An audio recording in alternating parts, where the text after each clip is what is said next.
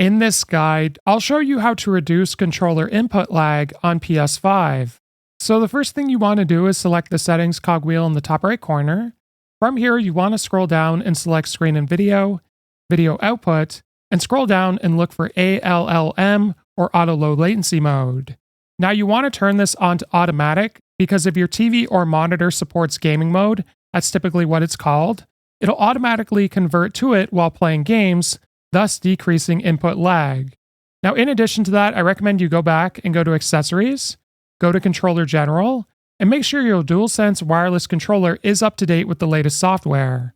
Now, under Communication Method, what I recommend you do, if possible, is use your USB-C cable with your PS5 controller, or get yourself just a wired controller, and set it to this option. Now, this is going to ensure that your PS5 controller communicates with your PS5 via the USB-C cable, rather than using the Bluetooth available on it.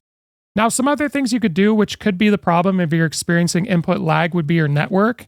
Ideally, you'd be using a wired connection and have fast download and upload speeds, but those are things that are more difficult to change. If this guide was helpful, like and subscribe, and we'll see you in the next one.